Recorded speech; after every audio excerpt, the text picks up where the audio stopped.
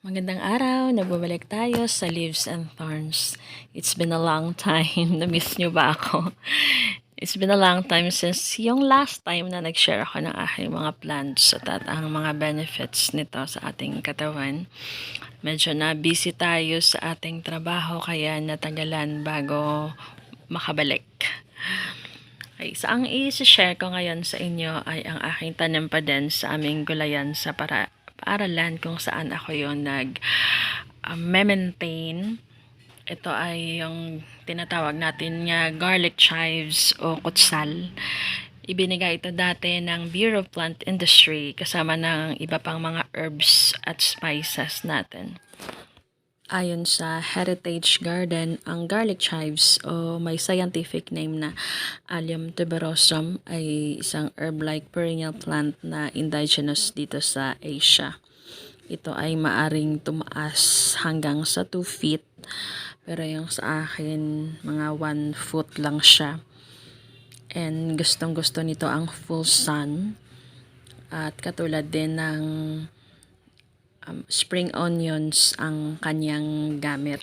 Last time nga, instead na maggamit ako ng spring onions sa aking mollusk soup, ay ito ang aking ginamit. Pwedeng-pwede ito sa mga lutuin na nilalagyan natin ng spring onions. Instead of spring onions, ay ito ang pwede nating i-replace. Garlic chives ay maraming benefits na mataas ito sa vitamins A at C, sa fiber, carotene, riboflavin, thiamine, iron, calcium at potassium.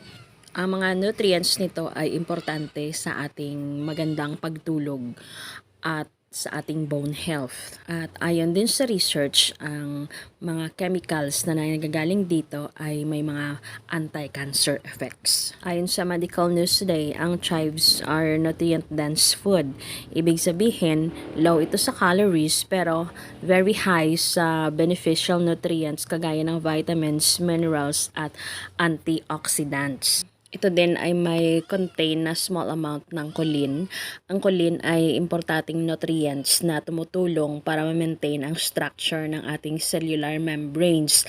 Ang choline ay tumutulong din sa ating mood, sa ating memory, muscle control, sa ating brain at nervous system na mga functions. Ito din ay magandang source ng vitamin K na importante para sa ating bone health at sa blood clotting. Ito din ay magandang source ng folate. Ang folate ay isang water-soluble B vitamin na tumutulong sa mga taong may dementia, may Alzheimer's disease, cancer, congenital heart defects, cognitive function, cardiovascular diseases at stroke, depression at preterm birth. Ang chives ay meron ding lutein at zeaxanthin. Ito ay mga carotenoids at according sa research, ang lutein at ang zeaxanthin ay nag-accumulate sa retina ng ating mata para ma-prevent ang mga age-related na macular degeneration. Ibig sabihin, pag kumain tayo ng mga food na rich sa lutein at zeaxanthin, tumutulong ito para mapaganda ang ating eye health or ating eyesight. Ayon din sa isang study noong 2015, ito ay reported na nagre-reduce ng inflammation sa ating katawan. At ang inflammation ay nalilink sa mga various health conditions kagaya ng heart disease at mga cancers. Although ang chives ay hindi common source ng food allergies, pero yung mga taong may intolerances sa onions at iba pang allium vegetables ay ini-advise na iwasan din ang pagkain ng chives para maiwasan yung allergy. At ang sobrang pagkain ng chives ay nagkakos din ng stomach upset. Kaya kailangan lang itong kainin na in moderation. Mabilis lang patubuin ang kutsay, kagaya lang din ng pagtatanim ng spring onions. However, ay hindi siya maselan kagaya ng spring onions dahil nakakastand siya sa init o kaya ay sa ulan. Kahit na ilang araw na umulan, walang problema ang ating chives. So, sa nakikita niyo sa video, nangunguha ako ng mga snails at yan ang mga common na peste na umaatake sa ating garlic chives. Itinatapon ko lang yan sa kalsada pero bukas marami na naman yan ulit.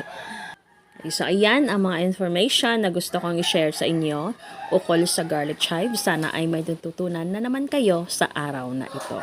Happy planting!